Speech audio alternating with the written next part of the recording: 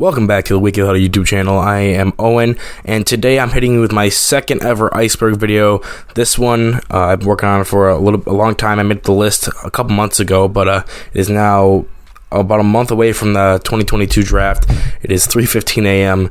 and I've just spent the past 3 hours doing all the research for every single topic, and I'm going to try to bang this out before the caffeine monster infused high I'm on hits a crash. So before I hop into it, I just want to say thanks for everybody who has subscribed and followed so far. I know we're over like 100 some subscribers at this point. It's a really big accomplishment,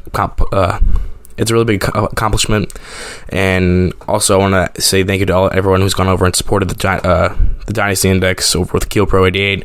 Trying to still continue to grow that, and hopefully that, you know, staying on brand with the NFL draft, that can help that grow, and with the more awareness and stuff like that. My last Iceberg video did pretty well, so maybe the people who see this who are most likely NFL draft fans will go and check that out. It's something we've worked on really hard, and it's going to be one of the best draft and dynasty football coverage sites you'll ever spend $3 to view. So if you go get it right now, you should be covered for the draft come next month. And then if you wait until just before the draft to get your 1-year subscription, you'll be able to get basically the entire next year's draft coverage as well. So go check that out. Hit up KillPro88 on Twitter, or go to his email. I'll flash on the screen. But let's just dive right into it. Tier 1 is the basics, and the first topic we have on here is 1936 NFL Draft. The 1936 NFL Draft was the first ever draft held. The draft was created because the Eagles co-owner Bert Bell, who would later become commissioner of the NFL, felt his team, that the Eagles, had a free agency disadvantage because they were so bad that teams wouldn't want to, or players wouldn't want to come play for their team. So he devised this idea of, instead of just college players coming into free agency after they graduate, they would come out and they'd be the worst team got to pick the first, and so on and so forth, the champion of that year. So that way the best teams had the better chances of getting better players. So he was the pioneer of this, and his Eagles held the first overall pick, which was used to draft Jay Berwanger, running back out of the University of Chicago. He was, fun fact, the first ever Heisman Trophy winner.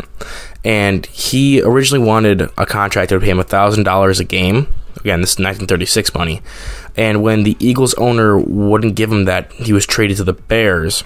After missing out in 1936 decathlon Olympic team for United States, the Bears, he wanted to get $15,000 contract for the year.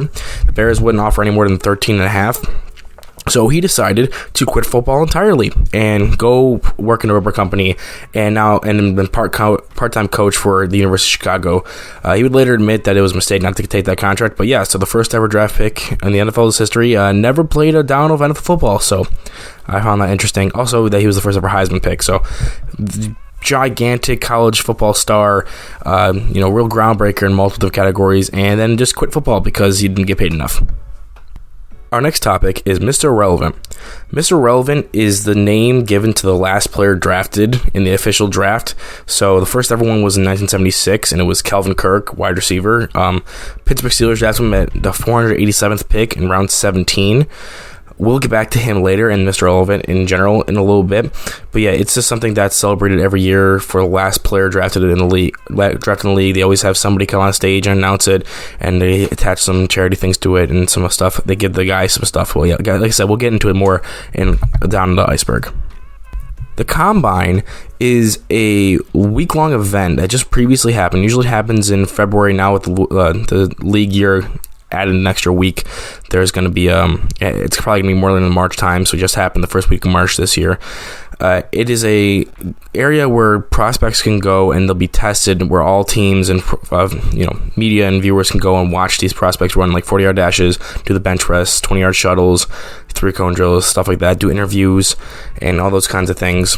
But the first ever one wasn't until 1985. Previous to that, teams would have to invite prospects to their facility, and they'd have to do the tests individually for each individual team that wanted to see them. So you could be a player, like a number one overall pick guy, and go and do the 40-yard dash 32 times. Every single NFL team wanted to check you out. There originally was 3 different groups that started in like 1982 and 1983, something like that held these groups for like the media for one, and then the other one was for the teams themselves and stuff like that. And then they finally all merged together in 1985 and created the Combine. It wasn't called the Combine at the time, but it was the Combine as we know it today. And then eventually it found its home in Indianapolis, where it still is to this day. But they're going to be moving it come next year, 2 years from now. They're going to be finding different locations to host the Combine, because it's now like this gigantic media storm thing that everyone watches, including myself. And yeah, so they're going to try to capitalize on that by moving locations. But for the longest time, I think since 1987, it's been in Indianapolis. The first televised draft occurred in 1980. Previous to that, they'd all just been things you'd read in the paper afterwards, where all the teams would meet together on a Tuesday and a Wednesday, and they just do the draft themselves. And then, after the following that, it was kind of just posted later, and all the picks would be given to people for their local teams, and they'd post it, or like in ESPN, they'd post like a big one or something like that. But the first pick in this draft was Billy Sims, the running back out of Oklahoma, to the Detroit Lions. Criminally underrated, but his career was cut short by injuries. I was watching a documentary about him. He was really good, especially at Oklahoma. He just looked so phenomenal player-wise. But yeah, unfortunately, his career was cut short by injuries. And the NFL makes a ton of money off of it. But originally, not a single owner voted to have it televised. They were all 100% against it, but Commissioner Pete Rozelle overruled all of them and decided, yes, we're going to be televising it, and then I think they're thanking him now. The next point is going to be eligibility. This is just determining what the eligibility is for the NFL draft. The way the NFL rulebook says it is you have to be 3 years removed from high school. That doesn't mean you have to play college football for 3 years. You could be a really good high school player and then go play in like the Canadian Football League or something like that. I don't know what their rules is, but you can go play in, like, say if the XFL allowed high schoolers to play in, or postgraduate high schoolers to play in their league. You don't have to go to the college ranks to be drafted. As long as you're 3 years removed from high school, you're eligible to be drafted. And we see people like in 2021, Quinn Ewers, one of the highest quarterback prospects for college, graduated a year early from his junior year because he was eligible by being a smart kid to enroll early at Ohio State. So now he's going to be even younger than most of the kids that would have graduated with him originally. So he's getting an extra year onto basically his career by coming out a year early. The Senior Bowl is a all-star event that's been held since 1950. It was held originally at the Gator Bowl Stadium in Jacksonville, and then once in 1951 rolled around, it was moved to Mobile, Alabama, where it's been to this day. It's just a game where players who are seniors or redshirt juniors, which basically 4 years of eligibility that have been exhausted, or basically it's up to discretion by the people who run it, and they get brought onto these teams and they're coached by NFL coaching staffs determined by, I think there's a certain algorithm with if they can't make the playoffs or something like that, and they come and they coach them up for a week, and then, or like 3 or 4 practices, but they're there for a week, and then they have a game at the end of the week. It's a very popular televised event now. Again, it just happened recently. I think it's in January or early February. Real quick fun stat line for you. In 1980, the game was played, and I think pretty sure it was the North, beat the South 57-3. And that's the record for most points scored and the biggest margin of victory.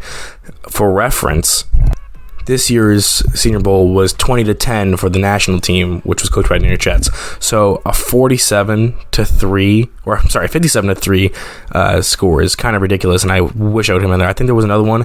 It was super high scoring. Yeah, it was 80 combined points, 42-38. That would have been a phenomenal game. 1987 was when that game was played. So yeah, Senior Bowl, we're kind of missing out on it, I guess. And the final point on this initial tier of the NFL Draft Iceberg is Mel Kiper. Mel Kiper is an ESPN draft analyst who was really the pioneer for draft media as we know it. He'd come out with a book, I think since 1981 on, he had a book he would come out with, draft write-ups for every single prospect in the draft. And he was really the progenitor of draft media as we know it now, and how I and many other people participate in it. He was convinced to do it by Baltimore Colts GM Ernie Accorsi, and he's been an on-camera presence. So the draft started in 1980. Since 1984, he's been on draft coverage for ESPN since then. Now for tier 2 of the iceberg, it's nicknamed Controversies. These are going to be different things that happen on draft night or things surrounding the draft that were controversial and impacted how the draft was viewed, or different events that happened in the draft that people don't look too kindly on or are viewed in a specific light. So first up, we have the draft clock runs out. Now the rule is that specifically for the first round, each team gets 15 minutes to make their pick. Well, in 2003, the Vikings missed their 15-minute window, which means they didn't make a pick in the 15-minute window. And because of that, they just didn't get the pick. Now, they could have submitted a pick whenever they wanted, and they would have counted, but that means the Jags were on the clock, and they sprinted to the booth and took Byron Leftwich. Then the Panthers, seeing that the Jags just did this, sprinted up and took Jordan Gross, offensive tackle. Vikings were like, okay, this is ridiculous, and they finally selected defensive tackle Kevin Williams. Apparently, what had happened was, back in the day, you'd have to call in the trade from both sides, so there wasn't like texting or anything like that. You had to like physically call it in and write out cards. So the Vikings wrote out the card to trade with the Ravens, so the Ravens could come up and get Byron Leftwich, but the Ravens never submitted their trade card, so the trade never went through. Vikings are sitting there thinking that the trade went through. They're back at number 10, and the Ravens are at number 7 or 8, wherever the pick was, and the Vikings look up and they realize, oh, we have to draft. So they hurry up, run, I'm pretty sure they wanted to pick Kevin Williams regardless, and they run it down there. They still get their guy. Kevin Williams didn't actually turn out to be really anything. But yeah, it was just a crazy scenario where somebody actually ran out of time on the draft clock, which we see every year. We're like, oh, it's 15 minutes. How do you not make a pick in 15 minutes? Well, it happened, and the draft was insanely hectic for a good solid 5 minutes there. The second point we have on this tier is the Josh Allen tweets. So on draft day, I remember I was in my organic chemistry class in high school of 2018. Some tweets surfaced of Josh Allen of things he said in high school. I'm not going to be able to read them, but he does say the N-word a few times, and one of them is referencing, if it's not white, it's not right, or something like that. He was quoting things and talking to... I don't remember what the actual excuses he came up with were, but it seems as though that kind of got swept under the rug. Again, this happened like hours before the draft happened. Funny story about that draft, I was at my National Honor Society induction, and I had the phone in between my lap. We weren't supposed to have our phones out. I had the phone in between my lap out in the audience as they're calling people up. And my coaches for football were the senior and assistant, were the principal and assistant principal. And they were doing the ones calling kids up for National Honor Society inductions. And they knew who I was, and they knew how I loved the draft and everything like that. So I come up there, and the third pick had just come out. And I shake my principal's hand, and he leans into me, and he goes, "What happened?" And I said, Baker Mayfield 1 to the Browns, Saquon 2 to the Giants, and Darnold 3 to the Jets. And he goes, okay. And then I walked up to my assistant principal, and he shakes my hand, leans in, he goes, "Did he just ask you about the draft?" And I'm like, yeah, and I laugh. And then as I'm walking to my seat, my dad, who was reading my speech, announced that the number 1 overall pick was Baker Mayfield, and I thought it was the coolest thing. But sidetrack, that was about my day in that 2018. Let's talk about Josh Allen's day. So these tweets surfaced. I'm not sure if they actually impacted if you dropped to 7 or not instead of being the first overall pick. I don't doubt it. Another story from my high school days was my senior year. Lorenzo Alexander, who was still a Buffalo Bill at the time, came in to talk with us because we had gotten some award or something, and he came in to talk to us about just random, be good citizens kind of stuff. And people were allowed to ask him questions, and someone asked him the question of how did the team react when Josh Allen posted these tweets after they had drafted him. And Lorenzo said that they all, as soon as he came in, they were like, okay, you're gonna be our quarterback, you're gonna be our leader, sit down, talk to us, explain what happened. And they sat down with him, let him explain who he was, what he wants to do, how he was a stupid high schooler, whatever context he gave for it and that. But Lorenzo told us that the team accepted him with wide open arms, and they kind of just went past it. They agreed he was a stum, but he was a kid, and now he's a man, and he's going to come in there and lead their football team, which I think that ended up working out for them. Real quick, to end that story, somebody then immediately asked him about Vontae Davis retiring, and we deaded that conversation real quick. He actually ended up leaving and saying that our school was terrible because of all the stupid questions we asked him. But regardless, I got a picture. The next point we have is the Laramie Tunsil video. So on draft night 2016, as the draft picks were coming in live, I was sitting on my couch watching the draft, and I see this video. Someone apparently it was a friend of Laramie Tunsil's or someone else, had hacked his Instagram/Twitter and threatened him and blackmailed him, and he wouldn't give into it. So they posted this video of him taking a rip from a bong. Now this is back when the weed was super illegal everywhere and it was banned from the NFL and everything. And it was him wearing a gas mask that attached to a bong, and you can see someone smoking it, and it was posted to his Instagram and Twitter, and then he takes the mask off, and it's Laramie Tunsil staring you in the face. And so the product from Ole Miss fell, reasonably so. This was happening like as the picks were about to start coming in. So instead of being picked at like the 6th overall pick, because he was seen as like the number 1 offensive tackle in that draft class, instead of being the 6th overall pick to the Ravens, who took Ronnie Stanley instead from Notre Dame, he fell with the 13th to Miami, which was a decent drop. He lost a lot of money because of it, but we'll get back into that a little bit further down the iceberg, so you just wait and see that. The next one we have is John Elway signs with the Yankees. So in the summer of 1981, John Elway was drafted in the 2nd round to the New York Yankees. He had played baseball at Stanford as well as played quarterback. So when he got drafted, he went to the summer training camp with the Yankees because school was out. He got paid $140,000, and he had really good batting averages. He was really good in the summer training stuff and everything like that, but he decided to go back to Stanford to play football, which everyone agrees was the right decision. Even the guys who were on his team with him agreed it was the right decision. And I couldn't find anything for this, but I'm pretty sure it was kind of like a Kyler Murray situation where he kind of leveraged it. He's like, well, I was literally drafted and played a little bit of baseball for a summer with a pro team, so if you don't want to give me a contract, yada yada, I can just go back to playing baseball. I didn't find any stories of that happening, but you gotta know that was happening backstage. Like, he literally played for the Yankees for a whole summer. So this is a very popular one. The next item on our list is Bo Jackson gets drafted twice. So the Buccaneers had a pretty terrible owner, and when it came to the 1986 draft, he was like, let me fly you, Bo, over to us so we can have a visit. And it was all paid for and everything like that. His hotel was paid for. And he told him that the NCAA and SEC had sanctioned it, and he was all right. It was in the middle of his senior year baseball season. So he flies out there, and they have this visit. So he flies back, and then the NCAA and SEC are like, yo, you just got stuff paid for you. That's against our rules. NIL wasn't a thing at that point. So he was suspended for the rest of the senior year baseball season. So he said, Tampa, you specifically tried to sabotage my baseball career so that way I'd come play football for you. Do not draft me. I will never play a game for you. So they were like, okay, and then drafted him 1st overall in 1986. He then decided, okay, and went and played for the Kansas City Royals. The next year comes around, 1987, and the Raiders are like, well, he's still technically draft eligible because he was never signed by the Bucs because he didn't play for them, so he technically gets to get put back in the draft. So they drafted him with the 183rd pick in 1987, and then they agreed with him, like, yeah, you can play games with the Royals as long as it doesn't interfere with our football games on Sundays. And then, well, we all know who Bo Jackson is, and yeah, that's the story of him being drafted technically 3 times because he got drafted by the Royals as well. So that's how he got drafted, because the Bucs were trying to sabotage his baseball career so that he would only put football for them. He said, yeah, don't draft me. They drafted him anyway, and he was like, okay, well, I'm going to go play baseball because I'm really good at that sport too.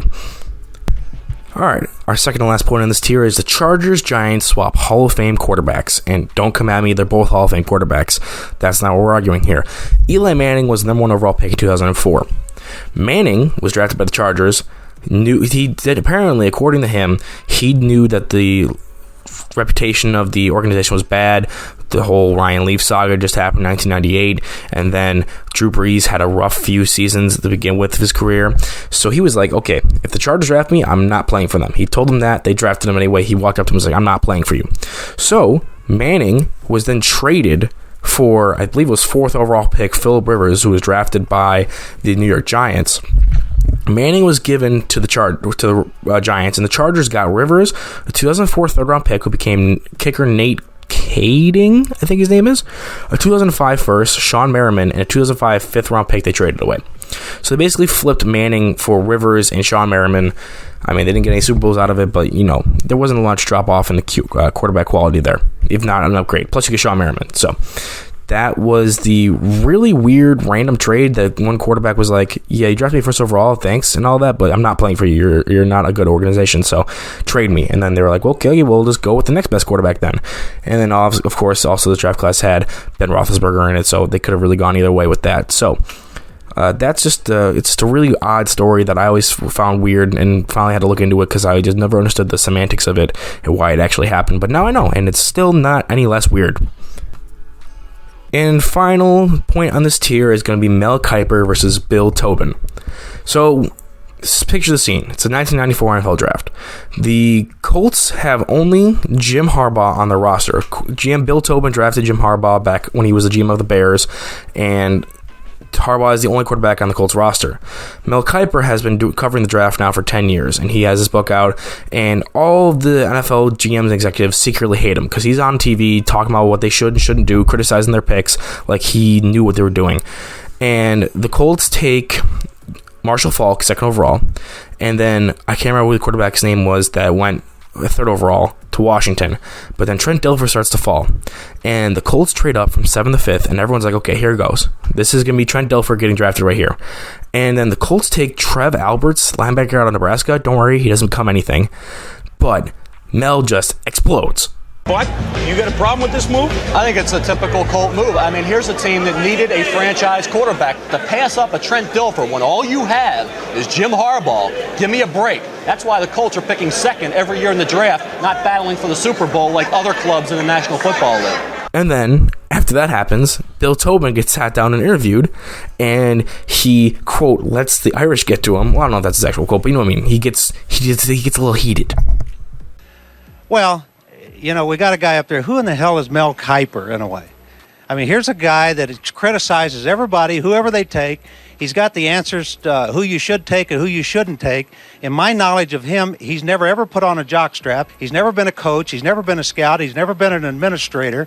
And all of a sudden, he's an expert. He's in our papers 2 days ago telling us who we have to take. We don't have to take anybody that Mel Kiper says we have to take. Mel Kiper has no more credentials to do what he's doing than my neighbor, and my neighbor's a postman, and he doesn't even have season tickets to the NFL.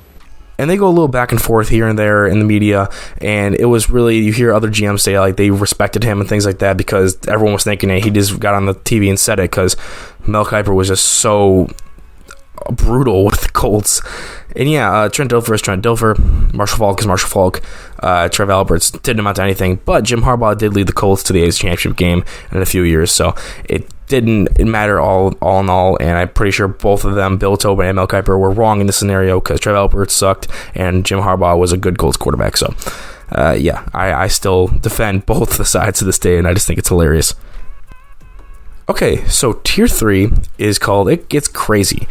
This is some of the craziest and most wild NFL draft stories I've ever heard.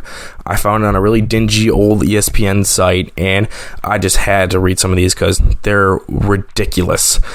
Starting off, we have point number 1, Sunday is for God. So you're the Raiders, it's 1995, and there's this BYU tackle named Eli Herring, and you're like, well, we can draft him. He was supposed to be, a really good pick. He's supposed to be a really good football player. Let's draft him. It's already in the 3rd round. Let's just grab him.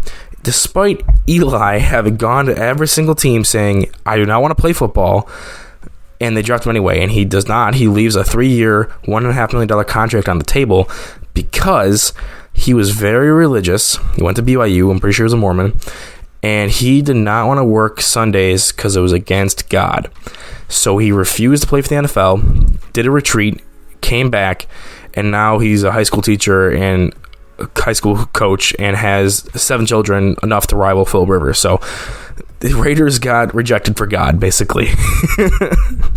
So we all think the Washington Commanders, is a stand-up organization nowadays, but this just proves they've always been full of poo-poo. This is what I like to call the Washington trilogy of bullcrap. So, first up, the Washington GM, George Allen, loved trading some draft picks. First, he used to trade the same draft picks over and over again for players. So in 1973, he traded a 2nd-round pick for the Jets defensive end Verlin Briggs. Nothing too crazy about that. He then turned to the Rams and said, I'll trade you my 1973 2nd-round pick for your safety Richie Pettibon. And because of how this is, back before computers were a thing and people couldn't really keep track of it, he got both players and traded basically a phantom pick for this guy. Then he proceeded to trade. He packaged up his 4th and 5th round pick and traded for the Bills defensive end Ron McDowell. Then turned around to the Chargers and packaged the 4th and 5th round pick, the same ones, for cornerback Speedy Duncan. And it took a year a year, and they were like, wait, this doesn't add up. There's not enough picks to go around here. So they fined the league themselves, fined Washington $5,000 and forced them to give up more picks to compensate those teams that didn't actually get the picks they wanted to get. I don't know how they determine which team got what picks. Maybe the ones who agree with the trade first got the original pick, and the other ones got the compensatory picks from Washington. I don't know. But yeah, they were just like, we have this second round pick. I'll trade it to this guy, but I also want to trade it for this other guy. And when they asked the GM what his excuse was for blatantly ignoring trade etiquette and, just trying to game the system, he said he was too busy and it was super confusing and just couldn't keep track of all his draft picks. He thought he had the second round pick and the fourth and fifth, even though he had already previously traded them. Oh, Washington, you never change. Speaking of never changing, Cal Rossi. So Cal Rossi was this running back for UCLA in 1946 and 1947, and he was really, really good. And Washington agreed, and after he got back from serving from the Navy in 1946, Washington used the 9th overall pick in the 1946 draft to draft him. Except you couldn't draft underclassmen then, and he was a junior, so they were just like, well, that pick is void and null, and you're dumb. So then 1947 rolls around. Rossi has another great season at UCLA, and Washington's like, well, we're using the 3rd overall pick in the 1947 draft to draft him. They get him finally, because now he's a senior, and then they meet with Rossi to sign his contract, and he's like, yeah, I don't want to play football. Bye, and then leaves. So they burned 2 top 10 draft picks on this running back, and he never plays a down of football for them or anybody in the NFL. Oh, it just gets better. And this is my favorite one. This is my favorite one in the entire Iceberg, so listen close. You know how there's a term going around like Twitter GMs or armchair GMs are these people who talk about the draft and think they could do it so much better than these GMs do, and like they criticize these picks heavily, kind of like what Mel Kiper does, what all these people on Twitter do when there's a draft pick, and they're like, why is that so stupid? And they act like they could do it better. Well, Washington's owner challenged one of them. So this was back, and I believe in the 50s, I think it was 1952. George Preston Marshall owned the Washington, we don't call him that name anymore, and he explicitly would not hire black players. He did not want black players playing for him. He owned one of the most southernmost NFL franchises. He did not want to alienate that fan base. He refused to draft or sign black players. So the Washington Post's Mo Siegel was doing, the armchair GM stuff in the news, like, oh, they should do this in the draft, this is that in the draft. And the owner was like, well, you know what? You seem to know so much about it, even though you've never played, and you seem to know so much more than me. You come make a pick. So he gave him the opportunity to make a draft pick in one of the later rounds. And so Siegel hears about this player named Flavius Smith. He was like, okay, there's this black player, and I'm going to draft him. So he goes up and he goes, all right, Mr. Marshall, you're drafting Flavius Smith, defensive end. Got it. So they draft him. Quotes. And Marshall turns to Siegel and says, quote, congratulations, you've become the first sports writer to draft a player. And Siegel responds, congratulations, George, you've just integrated the Redskins. Which I said the word there just to, because, to punctuate the statement there. But that was literally what their conversation was. And so this Flavius Smith never actually was drafted. He wasn't informed he was drafted, and it would they just kind of forgot to tell draft picks they were drafted in those later rounds. Most of them were just like milkmen anyway. So he never actually played for Washington, and he didn't actually hear about it for a couple decades afterwards. And it was actually a joke on both of them, because the information Siegel got about Smith, that him being black, was wrong. He was actually 100% white. They were both dumb, and it's just the most petty thing on both sides of it ever. He's like, you want to be armchair GM? Go ahead, be armchair GM. Oh, ha ha, your guy you drafted never is going to play a snap for us. Well, ha ha ha, you still drafted a black player. Oh, it's the right flavor of petty and saltiness. I just can't take it. Washington, never change. Please let Mel Kiper make a draft pick for you in the 7th round and see what happens. Maybe you'll be like a cheerleader that Dan Snyder. I'm getting off topic, but you know what I mean. It's the best story ever. And that concludes our Washington is dumb trilogy. So, our next point is Mr. Relevant becomes the most relevant. Do you remember the story of the wide receiver the Steelers drafted for the first ever Mr. Relevant? Well, when that happened, the reason he became the first ever Mr. Relevant was a former Colts receiver, last name is Salata. He was like, you know what, this guy who's drafted last, he has to sit around, and it's basically like the dunce cap of the draft. Let's make it a celebration. So he devised Mr. Relevant, which is this award somebody gets. You get to go to Disneyland. There's a whole golf tournament for you. There's going to be a beach party with celebrities and girls in scantily clad bikinis for a whole week, and this is all for you because you were the last player drafted. So the Rams look at this, and they think, I want a piece of that action. Look at all that publicity you get for drafting the last player. This player, yeah, he's the one getting publicity, but he plays for your team. You're going to get the eyes on you for having that guy. He's going to be a big storyline. So the Rams are picking second to last, and the Steelers have the Mr. Relevant pick. And the Rams are like, well, we're going to let the time run out, and Steelers, you go ahead and make your pick.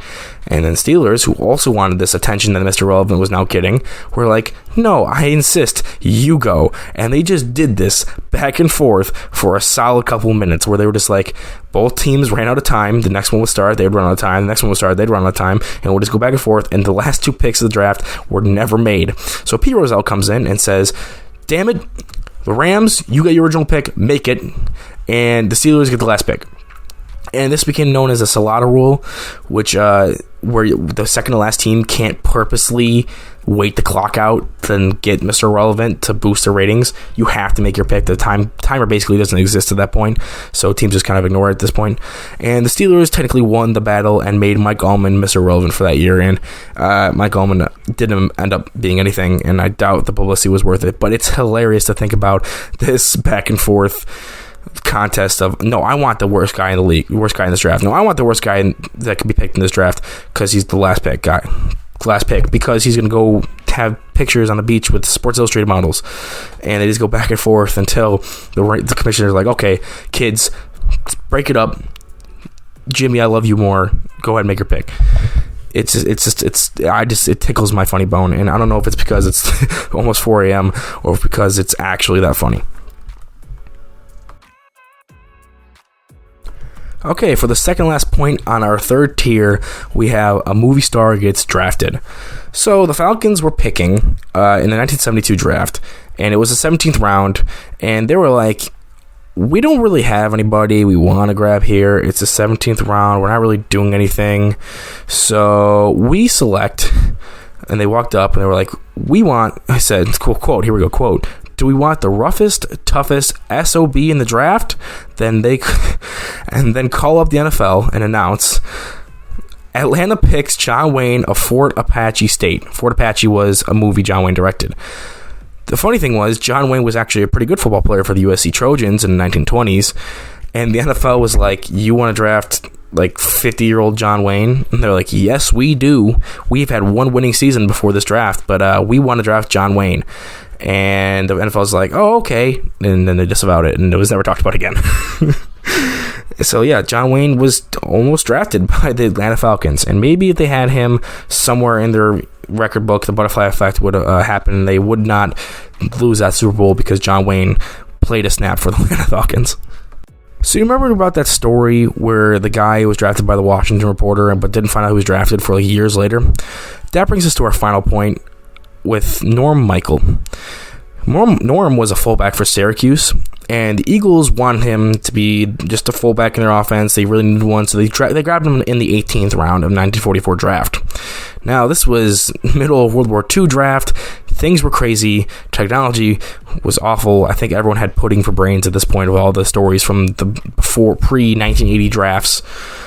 So this man was drafted out of Syracuse and then just never showed up and never got a contract. And he didn't find out for 50 years. The way he found out was in 1994, he was reading a newspaper about all the players that were, and there was a section in the newspaper where it was talking about every single player ever drafted from the University of Syracuse, and his name was on there. And he's like, I was drafted, and then called up whoever, and they were like, yeah, you were drafted in the 18th round by the Eagles back in 44. He's like, oh, I'm 70 something years old now. This is the first I'm hearing of this. Yeah, well, congratulations, you've been drafted to the Eagles. You're also not signed. I'm assuming you're retired, and you have a great day, sir. Click. And yeah, so just imagine if it was 2062 when I picked up the paper and I was drafted to the Dallas Cowboys in the supplemental draft, in the 75th round of the supplemental draft, and I just never knew. All right, tier 4 of this NFL draft iceberg is conspiracies. Now, I've come up with 3 of them, 2 of which I made up myself based on context clues, and one of which I found on a random New England Patriots website that was run by it was like a blog kind of thing. These are just here to keep the goofiness going. You know, we've had a lot of real life stuff now, and let's just go a little crazy. I always like to end these little bit of crazy conspiracies. First one we have is Laramie Tunsil tanked his draft stock on purpose. So like I said earlier, Tunsil was hacked by a friend apparently that he's no longer friends with, and then this video of him smoking out of a bong mask was released on his Instagram and Twitter. Then he gets brought in during the draft while he's falling down the boards to give like an impromptu press conference, and in this press conference he admits that coaches from Ole Miss paid him. Like, they ask him this random question because, like, oh, well, your morals are compromised now, will you answer this question? He goes, yeah, they paid me. And so it's like, what are you doing, Laramie? And then this talk keeps tumbling. Now, why the hell, I don't know if it was distress or whatever, why would he admit to that on that night? He's got to do damage control. He's already falling because of this bong video. Why would he admit to something that would make him drop even further? Unless he saw Baltimore had the 6th overall pick, and then Tennessee was the next one who took Jack Conklin. He didn't like either of those landing spots, whether it was because Baltimore was injury-riddled and kind of at the end of their life cycle, Joe Flacco wasn't that great of a quarterback. They had some decent offensive tackles on their roster, and they just finished 5-11. John Harbaugh is notoriously hard coach on his players, so maybe he's like, I don't want to play there. Tennessee, what have they ever done? And then he saw Miami, and Miami had Ryan Tannehill. They're in need for a left tackle, and he's like, okay, if I can just tank my stock enough so that way Miami just grabs me, that'd be perfect. So he took the L on the money and released the video himself, made up this fake hacker story, and him and his agent cooked this up, and then went out there and then even added fuel to the fire when he thought, oh, maybe the Titans, he got past 6. So, oh, I'm free. Titans are coming up. Oh no, I gotta sink it even more. I took money from Ole Miss coaches, and that just plummeted him down. And then 13th, he was so good, he still gets drafted for the 13th overall pick.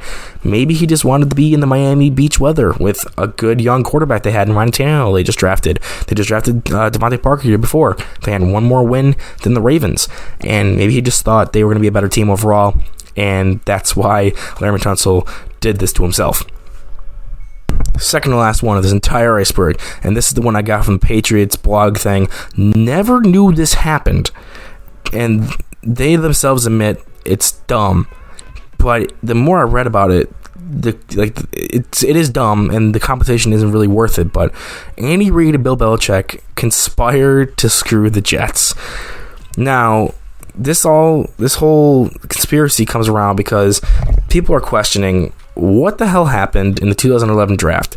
New England traded the 193rd pick to the to the Philadelphia Eagles, who used it to pick Ohio State linebacker Brian Roll, and the Patriots got back the 194th pick.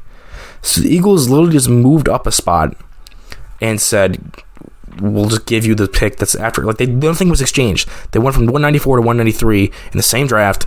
Nothing else was in the trade. 193 from 194. Weird trade. And then people started reading.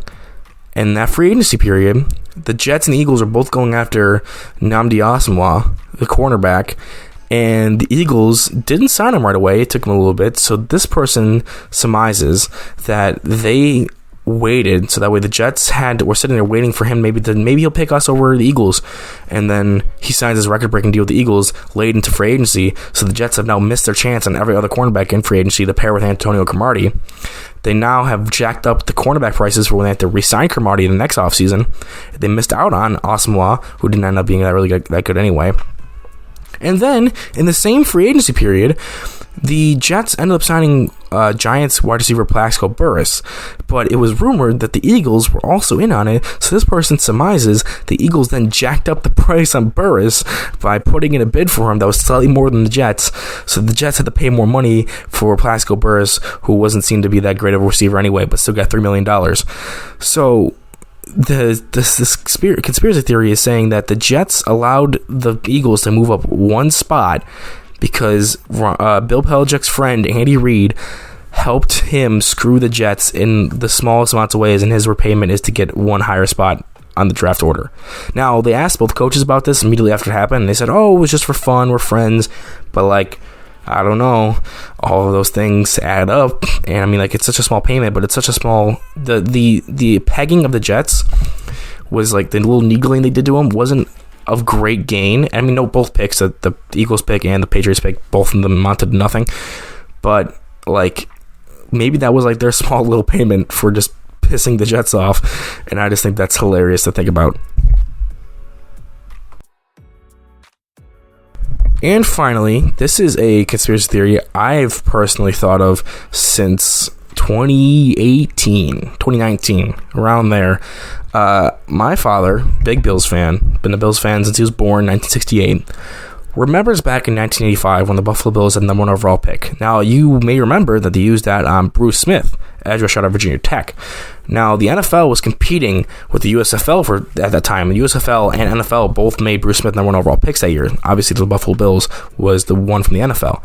My father, I could not find an article or anything that says this online. I've spent a good little chunk of time, when I shouldn't have, on these stupid little conspiracies, trying to find that my father told me, like trying to find any proof to support what my father told me, which was, he said the Bills had announced Bruce Smith's pick the second they were given the first overall pick. They were like, Buffalo Bills, you have the worst record in the league, you've earned the first overall pick. And they immediately said, well, we're taking Bruce Smith. And I'm like, well, I couldn't find anything to support that happened. And it got me thinking, the NFL, like, they used to have the draft where it was just all the teams that go together and then they release it the next day on paper, where like no one saw it, and they just got into a room and just discussed it. All 32 teams were just sitting there talking. And now it's this giant televised event that Pete Rozelle forced into action that the NFL owners didn't even want, and now it makes them multiple millions and millions, hundreds of millions of dollars a year by being televised and advertised and put on 3 different networks and things like that. What if to this day the NFL draft actually happens earlier in the week? Like, they never changed it. Like, they say they changed it from Thursday through Saturday now, but originally it was just like a Tuesday and a Wednesday. What if they still do it on Tuesdays and Wednesdays? All of your team, they make every pick, so there's no actual stress for the weekend, and then they just play it straight on TV. So like, they get all like in case anything like wonky goes awry with like trades or anything, they can hammer those all out in those 2 days like they used to in the old days, and then they just go create this giant spectacle. They burn 20 hours of everyone's lives over 3 days watching the draft, and I'm a willing participant in that, but they already have every pick decided and made before that Thursday first round even happens. So that way everything can run smoothly. All the surprising trades, they know it's a little spicy, and they know where to highlight where. They just have everything all set up and ready to go, and all of us are just eating the food out of their hands like the good sheep to their flock. Makes you think. And that's my own personal conspiracy theory. I totally think that happens, and I am there for it 100%. And hey, you're here 100% for me. You made it through the rest of this iceberg. 40-something minutes. I don't know how long this is going to cut down to. It's recording right now at 47 minutes. It's 4:01 a.m. I really enjoyed making this. I thought it was funny. I genuinely, not just being tired high, I think these are all hilarious. And I just wanted to share this with everybody because these are stories that even a draft freak like me didn't really know about. And I hope that this is just as good as the other iceberg I made on the NFL. And I hope this is just a really entertaining video for everybody. That's all I really do this for, is for entertainment purposes. I really wish there was a video like this before I made it out there, so I wouldn't have to do all the information. I just could listen to somebody talk about this, somebody more charismatic and better with their words, who doesn't have a stutter like me. But you know what? I couldn't find one, and you know what? There needs to be one. I have scoured the internet, and there needs to be an NFL Iceberg, or NFL Draft Iceberg. So there you go. The Weekly Huddle's NFL Draft Iceberg. Tell me how you liked it in the comments. Check out the NFL Iceberg if you haven't already. I do have an NCAA football Iceberg in the works, but right now it's a busy time of year with all the draft stuff going on. So I got to go focus on that. Check out the Dynasty Index. That's where I'm putting all my work into right now. And yeah, I'll catch you guys in the next video.